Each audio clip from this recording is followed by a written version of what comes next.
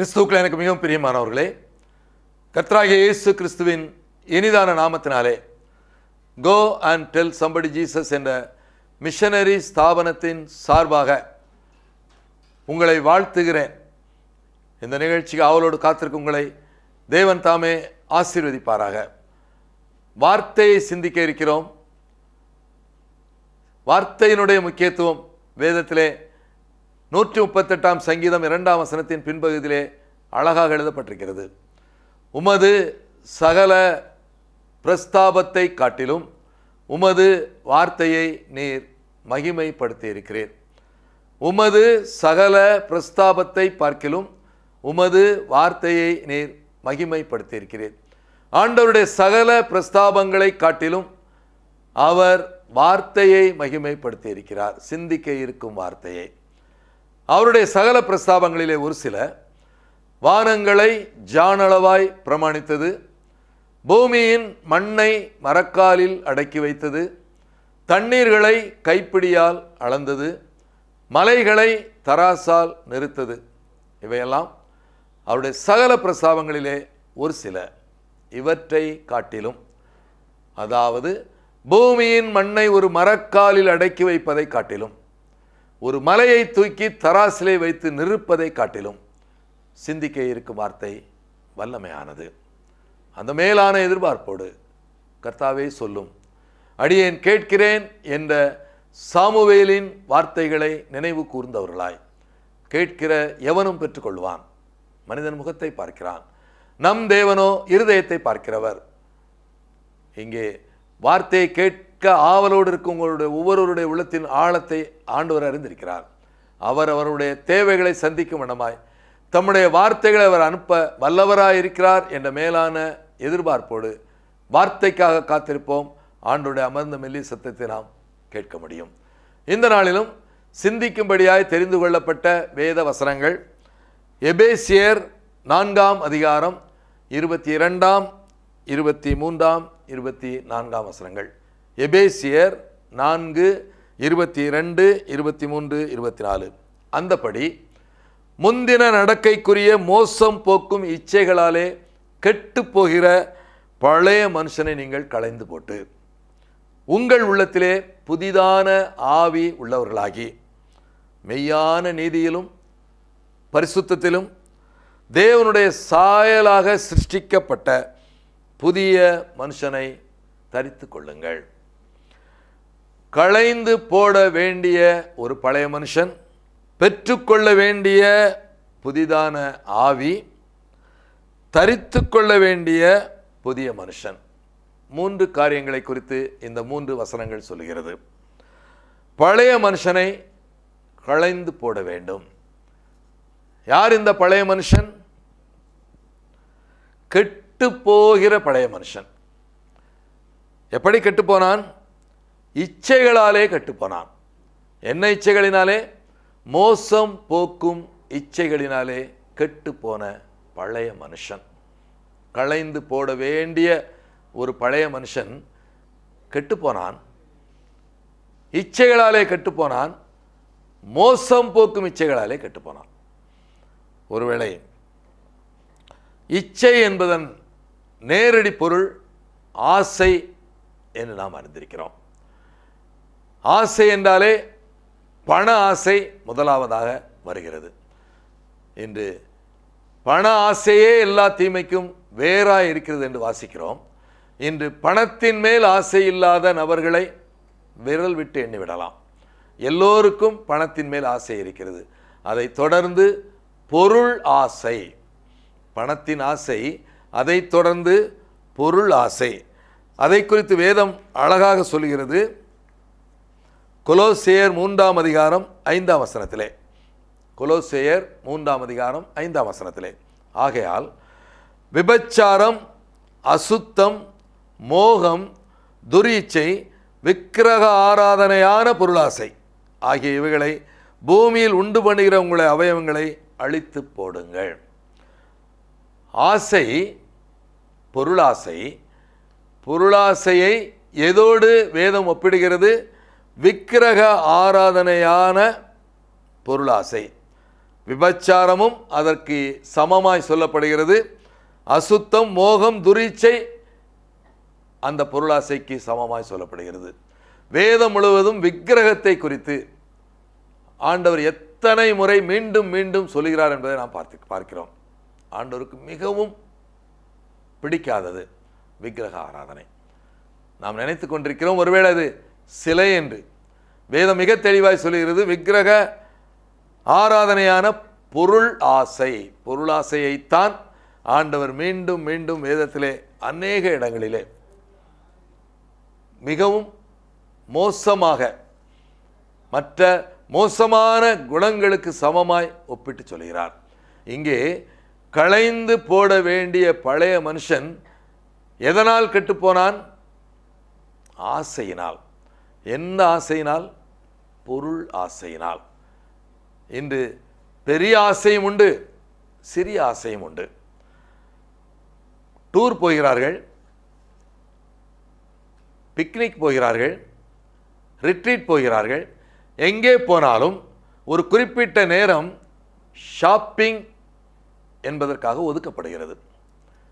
மாலை 6 மணி முதல் 8 மணி வரை என்று ஏதோ ஒரு நேரத்தை சென்றவர்கள் மற்ற காரியங்களுக்கெல்லாம் நேரம் செலவிட்டாலும் ஷாப்பிங் என்று ஒரு சமயம் ஒதுக்கப்பட்டு அவர்கள் வெளியே புறப்பட்டு செல்கிறார்கள். இந்த ஷாப்பிங்கில் பல காரியங்களை வாங்குகிறார்கள். என்ன காரியத்தை வாங்குகிறார்கள்? வாங்கும் காரியம் இல்லாமல் வீட்டிலே சமையல் நடக்காதா? வீட்டிலே மற்ற காரியங்கள் நடக்காதா? இல்லை. கண் காண்பதையெல்லாம் வாங்குகிறார்கள். கண் காண்பதையெல்லாம் வாங்குகிறார்கள். அது தேவையா? இதுவே சாதாரண ஆசைகள். கண் பார்ப்பதையெல்லாம் வாங்குவது. மிகப்பெரிய ஆசை என்பது இன்று வசதிக்கு ஏற்பாற் போல வீடுகள் வாங்குகிறார்கள், பிளாட் வாங்கி போடுகிறார்கள், பணத்தை சேர்க்கிறார்கள். நாளை என்ன நடக்கப் போகிறது என்பதை அறியாமல் இந்த பொருளாசை காரணமாய் மிகப்பெரிய ஆசைகளையும் நாம் பார்க்கிறோம். எனவே களைந்து போட வேண்டிய பழைய மனுஷன் பொருளாசையினால் கெட்டுப்போனான். இன்று கவனமாய் ஜாக்கிரதையாய் வாழ அழைக்கப்படுகிறோம். உண்ண உணவும் உடுக்க உடையும் இருந்தால் அதுவே போதும் என்று இரு என்று வேதம் சொல்கிறது. ஒருவேளை இருக்க இடம் என்று அதிலே இல்லை. ஒருவேளை இருக்க இடம் என்ற வார்த்தையை நாம் தான் சேர்த்து கொண்டோம். உண்ண உணவும் உடுக்க உடையும் இருக்க இடமும் என்று நாம் சொல்லுகிறோம். ஆனால் வேத வசனத்தின் அடிப்படையிலே உண்ண உணவும் உடுக்க உடையும் இருந்தால் அதுவே போதும் என்று, அதுக்கு மேலாக எதையும் எதிர்பார்க்க வேண்டாம். அதை பொருளாசை பண ஆசையின் கீழாக கொண்டு வருகிறது. ஒருவேளை நாம் பல காரியங்களை யோசிக்கிறோம், விரும்புகிறோம், அடிப்படை தேவைகள், அடிப்படை வசதிகள். ஆனால் வேதமோ அந்த அடிப்படை காரியங்களை கூட பொருளாசையின் கீழே கொண்டு வரும்போது எத்தனை ஜாக்கிரதையாக இருக்க வேண்டும் என்றே புரிந்து கொள்வோம். எனவே கிறிஸ்துவினுடையவர்கள், கலாத்தியர் 5ஆம் அதிகாரம் 24ஆம் வசனத்திலே வாசிக்கிறோம், கிறிஸ்துவினுடையவர்கள் தங்கள் ஆசை இச்சைகளை சிலுவையிலே அறைந்திருக்கிறார்கள். கிறிஸ்துவை உடையவர்கள், கிறிஸ்தவர்கள் என்று சொல்லப்படவில்லை, கிறிஸ்துவை உடையவர்கள் மாத்திரமே, அவர்கள் மாத்திரமே தங்கள் ஆசை இச்சைகளை சிலுவையிலே அறைந்திருக்கிறார்கள்.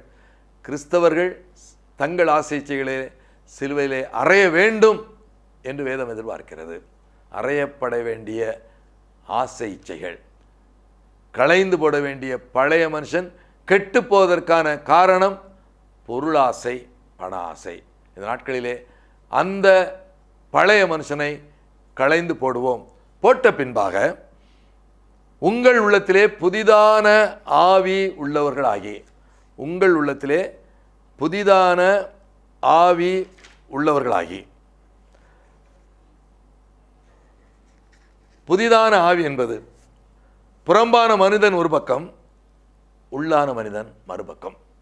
இன்று புறம்பான மனிதனுக்காக எல்லா காரியங்களையும் செய்கிறோம். அதாவது புறம்பான மனிதனை பிறர் பார்க்கிறார்கள், எனவே புறம்பான மனிதனை நன்றாக பிறர் விரும்பக்கூடிய அளவுக்கு வைத்திருக்கிறோம், பராமரிக்கிறோம், அதற்கு ஏற்றாற்போல் காரியங்களை செய்கிறோம். இது புறம்பான மனிதனுடைய நிலைமை. பிறர் பார்க்கும் புறம்பான மனிதன், பிறர் பாராத உள்ளான மனிதன் இருக்கிறான். இந்த உள்ளான மனிதனை ஆண்டவர் மாத்திரம் பார்க்கிறார், பிறர் பார்க்க முடியாது. அந்த உள்ளான மனிதன் என்று பிறர் பார்க்கவில்லை என்ற ஒரே ஒரு காரணத்தினால் பராமரிக்கப்படாமல், போஷிக்கப்படாமல் பலவீனப்பட்டு இருப்பதை மறுக்க முடியாது. ஒவ்வொருவரிலும் இருக்கும் உள்ளான மனிதன், புறம்பான மனிதனுக்காகவே வாழ்ந்து கொண்டிருக்கும் சமுதாயம் இந்த நாளிலே வசனத்தின் அடிப்படையில் உங்கள் உள்ளத்திலே புதிதான ஆவி உள்ளவர்களாகி உள்ளான மனிதனை பலப்படுத்த வேண்டிய கட்டாயம். புறம்பான மனிதன் மூலமாக ஆண்டவருக்கென்று காரியங்களை சாதித்தாலும் உள்ளான மனிதன் பலப்பட்டிருந்தால் மிகப்பெரிய வெற்றியையோ ஆண்டவருக்கென்று சாதிப்பதோ மிகவும் கடினமாயிருக்கும். உள்ளான மனிதன் பலப்பட்டாக வேண்டும். பிறர் காணாத என் இயேசு மாத்திரம் பார்க்கும் உள்ளான மனிதனை நாம் பலப்படுத்தி இயேசுவை போல வாழ நாம் அழைக்கப்படுகிறோம். Jesus is our model and Bible is our basis. இயேசு கிறிஸ்துவின் வாழ்க்கையே நமக்கு முன்மாதிரி. இந்த விலையேறப்பட்ட வேத புத்தகத்தின் சத்திய வசனங்களே நம் வாழ்க்கையின் அடிப்படை என்று ஆண்டவரிலே காணப்பட்ட சிறந்த குணாதிசயங்களை நம் வாழ்க்கையிலே பெற்றுக்கொள்வதற்கு உள்ளான மனிதனை பலப்படுத்த அழைக்கப்படுகிறோம். உள்ளான மனிதனை குறித்து பாரப்படவும் கர்சனை கொள்ளவும் இந்த காலங்கள் நமக்கு கொடுக்கப்படுகிறது. உள்ளான மனிதன் உங்கள் உள்ளத்திலே புதிதான ஆவி உள்ளவர்களாகி மெய்யான நீதியிலும் பரிசுத்தத்திலும் தேவனுடைய சாயலாக சிருஷ்டிக்கப்பட்ட புதிய மனுஷனை தரித்துக் கொள்ளுங்கள். கெட்டுப்போன பழைய மனுஷனை களைந்து விட்டேன், என் உள்ளான மனிதனை குறித்து இப்பொழுது எனக்கு பாரம் வந்திருக்கிறது. என் உள்ளான மனிதனை நான் இனி போஷாக்குள்ள உணவு கொடுத்து பலப்படுத்துவேன். என் உள்ளான மனிதன் வளர்வதை பலப்படுவதை நான் காண்பேன். அதன் பின்பாக என்னுடைய வேலை புதிய மனுஷனை தரித்து கொள்ள வேண்டும். இந்த புதிய மனுஷன் எப்படிப்பட்ட மனுஷனாக இருக்க வேண்டும்? மெய்யான நீதியிலும் பரிசுத்தத்திலும் தேவனுடைய சாயலாக சிருஷ்டிக்கப்பட்ட புதிய மனிதன். தேவனுடைய சாயல், அவரிலே காணப்படும் கணக்கற்ற குணாதிசயங்கள் வேதம் முழுவதும் வாசிக்கிறோம். என் ஆண்டவரிலே எத்தனை குணங்கள், ஆயிரம் ஆயிரம் குணங்களை நாம் பார்க்கிறோம். ஆனால் இங்கே புதிய மனுஷனாய் நான் தரித்து கொள்ள வேண்டியது அவருடைய சாயல். அந்த சாயலிலே 2 குணாதிசயங்கள் மட்டும் குறிப்பிடப்பட்டிருக்கிறது. அப்படியானால் மற்ற குணாதிசயங்களை காட்டிலும் இந்த 2 குணாதிசயங்களுக்கு எவ்வளவு முக்கியத்துவம் கொடுக்கப்படுகிறது என்பதை புரிந்து கொள்வோம். 2 குணாதிசயங்கள் மற்ற அனைத்து குணாதிசயங்களை காட்டிலும் மிகவும் உயர்வாக, அவசியமாக, அத்தியாவசியமாக குறிப்பிடப்படுகிறது. புதிய மனுஷனை நாம் தரித்து கொள்ள வேண்டும். அந்த மனுஷன் தேவனுடைய சாயலாக இருக்க வேண்டும். அந்த தேவனுடைய சாயலிலே மெய்யான நீதியும் பரிசுத்தமும் காணப்பட வேண்டும். நீதி, நியாயம் இன்று எப்படி இருக்கிறது என்பதை நாம் அறிந்திருக்கிறோம். எங்கும் நீதி இல்லை. காரணம், சாலமோன் ராஜாவுடைய காலத்திலேயே நியாயஸ்தலத்திலே அநியாயத்தையும் நீதி ஸ்தலத்திலே அநீதியையும் கண்டேன் என்று வேதத்திலே வாசிக்கிறோம். அந்த நாட்களிலேயே காணப்படாத நீதி நியாயம் இந்த நாட்களிலே எதிர்பார்ப்பது எத்தனை கடினம் என்பதை நாம் அறிந்திருக்கிறோம். நாம் நன்றாக அறிந்தபடி நீதிமன்றங்கள் எப்படி இருக்கிறது, காவல்துறை எப்படி இருக்கிறது, மக்கள் தங்களுடைய கஷ்டங்களின் மத்தியிலே கடைசியாக வேறு வழியின்றி சென்று சேர வேண்டிய இடம்தான் காவல் நிலையமும் நீதிமன்றமும். இந்த 2லும் எதிர்பார்க்கும் நீதியோ நியாயமோ கிடைப்பது அரிதான காலத்தில் வாழ்ந்து கொண்டிருக்கிறோம். கணக்கற்ற மறக்க முடியாத சம்பவங்கள் எல்லாம் உண்டு பிரியமானவர்களே. காவல் நிலையங்களிலே ஒரு சிலர் பட்ட பாடுகள், எந்த தவறும் செய்யாது இருப்பதை இழந்த காரணத்தினால் அதை போய் மனுவாக கொடுத்துவிட்டு மாதக்கணக்காக அலைந்தவர்கள், இழந்த பொருள் கண் முன்பாக மீட்டு கொண்டு வரப்பட்டு கண் முன்பாக காவல் நிலையத்திலே நிற்கிறது. அதை பெற்றுக்கொள்வதற்கு ஒரு சில மாதங்கள், அனுதின அலைச்சல், கேட்டதையெல்லாம் கொடுக்க வேண்டும். அப்படிப்பட்ட ஒரு அவல நிலை இருப்பதை நாம் பார்க்கிறோம். எனவேதான் மெய்யான நீதி, அந்த சாயல், இயேசுவின் சாயல் என்னிலே வேண்டும் என்று வேதம் சொல்கிறது. ஒருவேளை இந்த உலகம் எப்படியும் இருந்துவிட்டு போகட்டும், ஆனால் நான் நீதியாகத்தான் வாழ வேண்டும், நியாயமாகத்தான் வாழ வேண்டும், நேர்மையாகத்தான் வாழ வேண்டும், உண்மையாகத்தான் வாழ வேண்டும் என்று வேதம் சொல்லுகிறது. ஏனென்றால் கெட்டுப்போகிற பழைய மனுஷனை நான் களைந்து விட்டேன். என்னுள்ளான மனிதனை குறித்து எனக்கு பாரம் வந்து விட்டது. இப்பொழுது நான் செய்ய வேண்டியது புதிய மனிதனை தரித்து கொள்ள வேண்டும். அந்த புனித மனிதனுடைய சாயல் மெய்யான நீதியிலும் பரிசுத்தத்திலும் காணப்பட வேண்டும். நீதியை என் இல்லத்திலே நான் நிலைநாட்டுவேன். நீதியை என் இல்லத்தில், என்னுடைய வாழ்க்கையிலே, அன்றாட வாழ்க்கையிலே நிலைநாட்டுவேன். இது ஒவ்வொருவரும் கடைபிடிக்க வேண்டிய காலத்திலே வாழ்கிறோம். மெய்யான நீதி, பரிசுத்தம் என்று பரிசுத்தம் என்ற வார்த்தையை குறித்து பேசுவதற்கு யாரும் ஆயத்தமாக இல்லை. நன்றாகவே அறிந்திருக்கிறோம். பரிசுத்த அலங்காரத்துடனே கர்த்தரை தொழுது கொள்ளுங்கள் என்று அனைத்து ஆலயங்களிலும் எழுதப்பட்டிருக்கிறது. அதே வேளையிலே கர்த்தாவே, நித்திய நாளாக பரிசுத்தமே உம்முடைய ஆலயத்தின் அலங்காரமாக இருக்கிறது என்று ஒரு வசனமும் இருக்கிறது. நித்திய நாளாக பரிசுத்தமே உமது ஆலயத்தின் அலங்காரமாக இருக்கிறது. பரிசுத்த அலங்காரத்துடனே கர்த்தரை தொழுது கொள்ளுங்கள். அந்த அலங்காரம் என்பதே பரிசுத்தம் தான் என்று ஆணித்தரமாக எழுதப்பட்டிருக்கிறது. இன்று ஆலயங்கள் அலங்கரிக்கப்படுவது மறுக்க முடியாத உண்மை. லட்சம் லட்சமாய் செலவிடப்பட்டு அலங்கரிக்கப்படுவதும் நாம் அறிந்த உண்மை. ஆனால் பரிசுத்தத்தினால் மட்டும்தான் ஆலயத்தை அலங்கரிக்க வேண்டும் என்று வேதத்திலே வாசிக்கிறோம். கைகளால் கட்டப்பட்ட ஆலயங்கள் இந்த நாட்களிலே சொல்லப்பட்ட பரிசுத்தத்தை இழந்து நிற்பதை பார்க்கிறோம். ஆலயத்தில் நடைபெறும் கணக்கற்ற சம்பவங்கள் தலை குனிவுக்கு நேராக வழி நடத்துகிறது. பரிசுத்தம் இல்லாத ஒரு சூழ்நிலையை கைகளால் கட்டப்பட்ட ஆலயத்திலே பார்க்கிறோம்.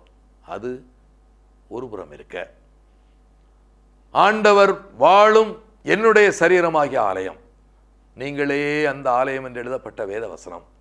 ஒருபுறம் கைகளால் கட்டப்பட்ட ஆலயம், மறுபுறம் ஆலயம், என்னுடைய சரீரமே ஆலயம், ஆண்டவர் வாசம் பண்ணும் ஆலயம். இந்த ஆலயம் எப்படி பரமண்டலங்களில் இருக்கிற எங்கள் பிதாவே, உம்முடைய நாமம் பரிசுத்தப்படுவதாக.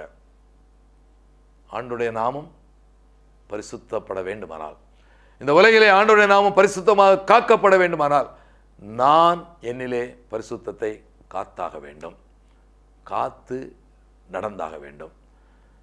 இந்த உலகத்தின் ஆசாபாசங்கள், இச்சைகள், கவர்ச்சிகள், சோதனைகளிலே விழுந்து என்னுடைய பரிசுத்தத்தை நான் கெடுத்து போட கூடாது என்று வேதம் மிக தெளிவாய் ஆணித்தரமாய் கூறுகிறது. பரிசுத்தம் எத்தனை முக்கியம் என்பதை வேதம் முழுவதும் வாசிக்கிறோம். பரிசுத்தம் இல்லாமல் அவரை தரிசிக்க முடியாது. அந்த பரிசுத்தத்தை காத்துக்கொள்ள அழைக்கப்படுகிறோம். இன்று ஒரு நாளிலே அசுத்தம் என்று சொல்லப்பட்ட வார்த்தை இன்று சமுதாயத்தால் தாராளமாக எல்லாரும் ஏற்றுக்கொள்ளும் சாதாரண காரியமாக மாறிவிட்டது. வாசிக்க அருகதை இல்லாத பத்திரிகைகள் இன்று குடும்பத்திலே, வீட்டிலே, டேபிளிலே கிடக்கிறது. பார்ப்பதற்கு அருவருப்பான படங்கள் நிறைந்த பத்திரிகைகள், டிவியிலே வரும் நிகழ்ச்சிகள், பேசும் சம்பாஷணைகள், அனைத்திலும் அசுத்தம் நிறைந்த காலத்திலே வாழ்கிறோம். அந்த அசுத்தத்தை இன்று சமுதாயம் தாராளமாக ஏற்றுக்கொண்டிருக்கிறது. குடும்பமாக அமர்ந்திருந்து விரும்பத்தகாத காரியங்களை பார்க்கும் அளவுக்கு இன்று பரிசுத்தம் கெட்டுப்போன காலத்திலே வாழ்கிறோம். இன்று இதை உணர்ந்து கொள்ள அழைக்கப்படுகிறோம், அறிந்து கொள்ள அழைக்கப்படுகிறோம். பரிசுத்தத்தை குறித்து கவலையே இல்லாத வாழ்க்கை அல்ல. ஒவ்வொரு நாளும் பரிசுத்தத்தை குறித்து யோசித்து தான் ஆக வேண்டும். வசனம் மிக தெளிவாய் சொல்கிறது. யாக்கோபு 1:27 திக்கற்ற பிள்ளைகளும் விதவைகளும் படுகிற உபத்திரவத்திலே அவர்களை விசாரிக்கிறதும், இந்த உலகத்தால் கரைபடாதபடி தங்களை காத்து கொள்ளுகிறதுமே பிதாவாகிய தேவனுக்கு முன்பாக மாசில்லாத சுத்தமான பக்தியாயிருக்கிறது. பக்தி என்று சொல்லப்படவில்லை, சுத்தமான பக்தி என்றும் சொல்லப்படவில்லை. மாசில்லாத சுத்தமான பக்தி எது? திக்கற்ற பிள்ளைகளும் விதவைகளும் படுகிற உபத்திரத்தில் அவர்களை விசாரிக்க வேண்டும். இந்த உலகத்தால் கரைபடாதபடி தங்களை பரிசுத்தமாக காத்துக்கொள்ள வேண்டும். இந்த இரண்டு மாத்திரமே பக்தி என்று வேதம் சொல்கிறது. இன்று பக்தியின் வெளிப்பாடாய் கிறிஸ்தவ சமுதாயமே கணக்கற்ற காரியங்களை செய்து கொண்டிருக்கிறது. அதிலே ஆலயத்திலே நடைபெறும் அனைத்து விசேஷித்த கூட்டங்களும் அடங்கும், விசேஷித்த பண்டிகை ஆசரிப்புகளும் அடங்கும், காலம் காலமாய் செய்து வரும் கணக்கற்ற காரியங்கள். இவையெல்லாம் பக்தியின் வெளிப்பாடாய் செய்யப்படும் காரியங்கள். ஆனால் வேதமோ ஆணித்தரமாய் சொல்கிறது, திக்கற்ற பிள்ளைகளும் விதவைகளும் படுகிற உபத்திரவத்தில் அவர்கள் விசாரிக்க வேண்டும். அதுதான் பக்தி. அது மாத்திரமல்ல, இந்த உலகத்தால் கரைபடாதபடி நம்மை காத்துக்கொள்ள வேண்டும். அதுதான் பக்தி. பரிசுத்தத்திற்கு என்ன இடம் கொடுக்கப்பட்டிருக்கிறது என்பதை கவனமாக யோசித்து பார்க்க அழைக்கப்படுகிறோம். பிரியமானவர்களே, இந்த பரிசுத்தத்தை பற்றி கவலையே படாமல் வாழும் கூட்டம். தவறுகள் தாராளமாய் நடக்கிறது, பகிரங்கமாய் நடக்கிறது, வெளியரங்கமாய் நடக்கிறது. முன்பெல்லாம் தவறு செய்வதற்கு பயந்த காலம், இன்று தவறு செய்வதற்கு பயமே இல்லாத ஒரு காலத்திலே வாழ்ந்து கொண்டிருக்கிறோம். காரணம், பரிசுத்தத்தை குறித்து நான் கவலைப்படவில்லை. பரிசுத்தம் இல்லாமல் தேவனை ஒரு பொழுதும் தரிசிக்க முடியாது. அவர் பரிசுத்தராய் இருக்கும் காரணத்தினால் அவருடைய பிள்ளைகளாய் நீங்களும் நானும் பரிசுத்தராய் இருக்க வேண்டும் என்று அவர் விரும்புகிறார். தகப்பனை போல பிள்ளை இருக்க வேண்டும் என்று அப்பா விரும்புவதிலே என்ன தவறு இருக்க முடியும்? அந்த தகப்பன், நம்முடைய பரம தகப்பன், பரிசுத்தமான தெய்வம், பரிசுத்தமானவர். அந்த பரிசுத்தமான தெய்வத்தின் பிள்ளைகளாய் நீங்களும் நானும் பரிசுத்தமாய் வாழ வேண்டிய அவசியத்தை இந்த நாட்களிலே தெளிவாய் புரிந்து கொள்வோம். பக்தியின் வெளிப்பாடாய் பரிசுத்தத்தை வெளிப்படுத்த நாம் அழைக்கப்படுகிறோம். நம்முடைய அன்றாட வாழ்க்கையிலே எல்லா சூழ்நிலைகளிலும், எந்த காலகட்டங்களிலும் என்னிலே பரிசுத்தம் காணப்பட வேண்டும். ஆண்டவருடைய சாயலிலே இந்த நீதியும் பரிசுத்தமும் எத்தனை முக்கியமான இடத்தை பிடித்திருக்கிறது என்பதை வைத்தே புரிந்து கொள்ளலாம். எனவே மோசம் போக்கும் இச்சைகளாலே கெட்டு போகிற பழைய மனுஷனை நான் களைந்து விட்டேன். எதனால் கெட்டு போனான்? இச்சையினால். இச்சை என்றால் ஆசை, ஆசை என்றால் பொருளாசை, விக்கிரக ஆராதனையான பொருளாசை என்று எழுதப்பட்ட அந்த ஆசையினால் கெட்டு போன மனிதனை நான் களைந்து விட்டேன். புதிதான ஆவி உள்ளவனானேன். இதுவரை புறம்பான மனிதனுக்காகவே வாழ்ந்தேன். இனி பலவீனப்பட்டிருக்கும் என்னுடைய உள்ளான மனிதனுக்காக வாழ்வேன். என்னுடைய உள்ளான மனிதனை பலப்படுத்த என்னவெல்லாம் செய்ய வேண்டுமோ அதை சரியாக செய்வேன். ஆண்டவர் மாத்திரம் பார்க்கும் என்னுடைய உள்ளான மனிதன் நாளுக்கு நாள் பலப்படுவதை நான் காணும் அளவுக்கு அதை போஷிப்பேன். போஷாக்கு கொடுத்து அதை போஷிப்பேன், பலப்படுத்தி அதன் மூலமாய் ஆண்டவருக்கு என்று காரியங்களை சாதிப்பேன். மெய்யான நீதியிலும் பரிசுத்தத்திலும் தேவனுடைய சாயலாக சிருஷ்டிக்கப்பட்ட புதிய மனிதனை தரித்துக் கொள்வேன். நான் தரித்துக் கொள்ள வேண்டிய புதிய மனிதன் தேவனுடைய சாயலாக இருக்க வேண்டும். அந்த தேவனுடைய சாயலிலே காணப்பட வேண்டிய குணாதிசயம் மெய்யான நீதியும் பரிசுத்தமும். உலகம் நீதி இழந்து விட்டது. நீதி செலுத்த வேண்டிய இடங்களிலே நீதி கொடுக்கப்படவில்லை. ஆனால் நான் என்னுடைய அன்றாட வாழ்க்கையிலே நீதியோடு, நியாயத்தோடு, உண்மையோடு, நேர்மையோடு வாழ்வேன். ஏனென்றால் அதைத்தான் நான் தரித்து கொண்டிருக்கிறேன். பழைய மனிதனை களைந்துவிட்டு பரிசுத்தத்திலும் ஒவ்வொரு நாளும் நான் பலப்பட ஆண்டுடைய கரத்தில் நம்ம ஒப்பு கொடுத்த அழைக்கப்படுகிறோம். பரிசுத்தமான வாழ்க்கை. ஏனென்றால் என்னுடைய சரீரமாகிய ஆலயத்திலே அவர் வாசம் பண்ணுகிறார். அசுத்தமான இடத்திலே ஆண்டவர் வாசம் பண்ண முடியாது. அசுத்தமான பாத்திரத்தை ஆண்டவர் பயன்படுத்தவும் முடியாது. God cannot use unholy instruments to his holy task. அவருடைய பரிசுத்தமான பணிக்கு அசுத்தமான பாத்திரங்களை ஆண்டவர் பயன்படுத்த முடியாது. நான் அசுத்தமான பாத்திரமாக இருந்தால் ஆண்டவர் என்னை பயன்படுத்தவே மாட்டார். இன்று கணக்கற்றோர் பயன்படுத்தப்படாத பாத்திரமாய் இருப்பதற்கான ஒரே காரணம் அசுத்தமான பாத்திரமாய் வாழ்ந்து கொண்டிருக்கிறார்கள். ஆண்டவர் வாசம் பண்ணும் இந்த சரீரத்தை பரிசுத்தமாக காத்துக்கொள்ளவில்லை. அசுத்தமான இடத்திலே ஆண்டவர் வாசம் பண்ணுவதில்லை. எனவே பரிசுத்தத்திற்கு முக்கியத்துவம் கொடுக்கவும், பரிசுத்தம் என்னிலே இல்லை, பரிசுத்தத்தை நோக்கி நான் ஓட வேண்டும், நாளுக்கு நாள் நான் பரிசுத்தத்தை காத்துக்கொள்ள வேண்டும் என்ற மேலான வாஞ்சையோடு, வைராக்கியத்தோடு, எதிர்பார்ப்போடு தொடர்ந்து நாம் வாழ்வோமானால் ஆண்டவர் ஒரு நாளிலே நம்மை பரிசுத்தத்திலே உன்னதமான இடத்துக்கு அழைத்து செல்வார். நாளுக்கு நாள் நாளுக்கு நாள் நாளுக்கு நாள் பரிசுத்தத்தில் நாம் வளர்ந்து பெறுவதை நம்மால் காண முடியும். அந்த மேலான பரிசுத்தத்திற்கு நம்மை ஒப்புக் கொடுப்போம். கண்களை மூடி ஜெபிப்போம். அன்பின் பரலோக பிதாவே, உம்முடைய ஜீவனுள்ள அழியாத மாறாத சத்தியமான வார்த்தைகளுக்காக நாங்கள் உமக்கு நன்றி செலுத்துகிறோம்.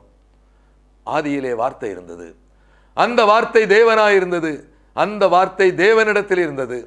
அந்த வார்த்தை மாம்சமாகி கிருபையினாலும் சத்தியத்தினாலும் நிறைந்தவராய் நமக்குள்ளே வாசம் பண்ணினார். சத்தியத்தினாலே அவர்களை பரிசுத்தமாக்கும். உம்முடைய வசனமே சத்தியம், சத்தியத்தையும் அறிவீர்கள், சத்தியம் உங்களை விடுதலையாக்கும். அனுப்பிய நோக்கத்தை நிறைவேற்றி திரும்பும் வார்த்தை, கால்களுக்கு தீபமும் பாதைக்கு வெளிச்சவுமான வார்த்தை உம்முடைய பிள்ளைகளுடைய உள்ளங்களிலே விதைக்கப்பட்டிருக்கிறது. 30 60 100 பலன் கொடுக்கட்டும். யாரெல்லாம் நல்ல தீர்மானம் எடுத்தார்களோ இந்த வேளையிலே அவர்கள் எடுத்த தீர்மானத்திலே தங்களுடைய ஜீவனுள்ள கால பரியந்தம் நிலைத்திருக்க என் தேவன் நீர் உதவி செய்ய வேண்டும் என்று ஜெபிக்கிறேன். உம்முடைய ஊழியக்காரனாய், உம்முடைய நாமத்தினாலே உம்முடைய வார்த்தைகளை கேட்டுக்கொண்டிருக்கும் உம்முடைய பிள்ளைகளை வாழ்த்துகிறேன், ஆசீர்வதிக்கிறேன். உம்முடைய பாதுகாப்பிற்கும் பராமரிப்பிற்கும் வழிநடத்துதலுக்கும் சித்தத்திற்கும் ஆளுகைக்கும் உம்முடைய பிள்ளைகளை அர்ப்பணிக்கிறோம். இயேசு கிறிஸ்துவின் மூலமாய் வேண்டிக் கொள்கிறோம் பிதாவே. ஆமேன்.